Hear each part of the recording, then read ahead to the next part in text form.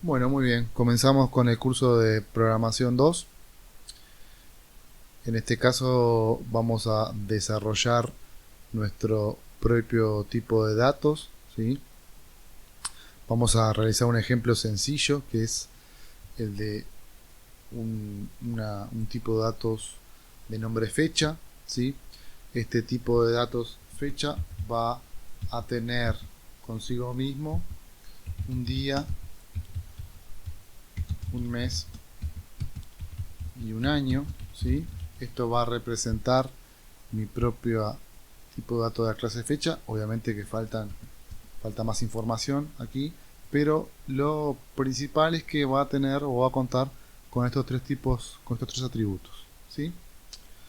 Por otra parte, vemos que, bueno, la clase fecha está ubicada en el paquete lógica, ¿sí? Y la clase principal está ubicada en el paquete consola, ¿sí? Están dentro de un mismo proyecto, pero en paquetes distintos. Entonces, mientras en la clase fecha vamos a desarrollar el molde del tipo de datos, vamos a especificar cómo se va a comportar ese tipo de datos, en la clase principal vamos a crear variables de ese tipo de datos, también conocidas como objetos. Entonces, para comenzar con ello, vamos a hacer la siguiente analogía. Vamos a crear una variable del tipo random, ¿sí? Entonces importamos la clase random del paquete Java útil y creamos una variable, por ejemplo, azar. Lo mismo vamos a poder hacer con la clase fecha, ¿sí? Vamos a importar la clase fecha del paquete lógica, ¿sí? Punto fecha, ¿sí? Recordar que la clase fecha se encuentra en el paquete lógica, en un paquete distinto al de la clase principal. Entonces voy a crear el tipo de datos fecha, llamémosle F1, ¿sí? New fecha, ¿sí?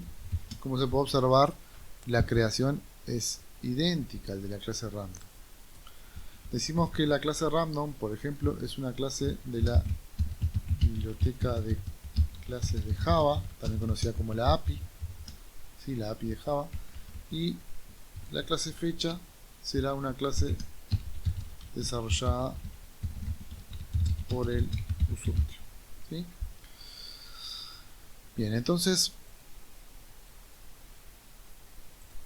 tengo un objeto del tipo fecha o una variable del tipo fecha, pero por ahora tiene algunos métodos que ya vienen incluidos en cualquier tipo de clase en Java, pero no vamos a poder hacer demasiado.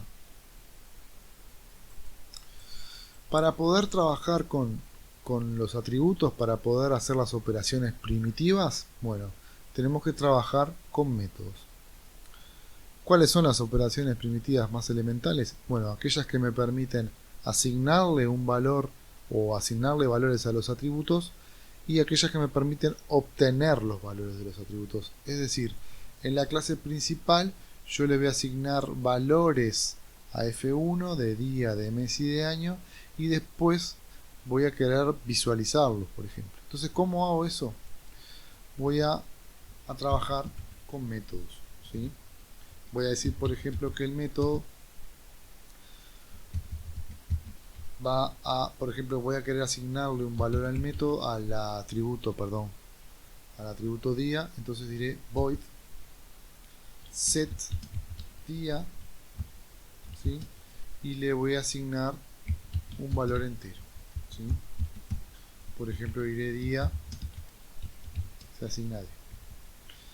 De la misma forma voy a querer devolver un valor del tipo día, ¿sí? Entonces haré return día, ¿sí?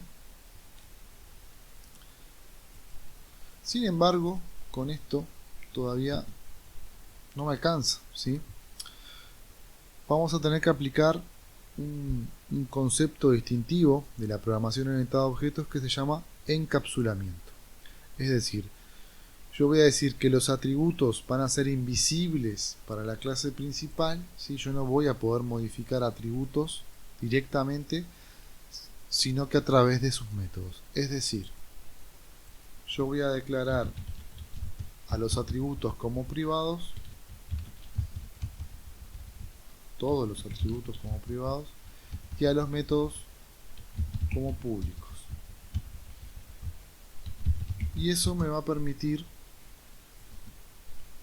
trabajar con los atributos. Es decir, voy a poder asignarle un valor de día a un objeto del tipo de fecha y voy a poder visualizar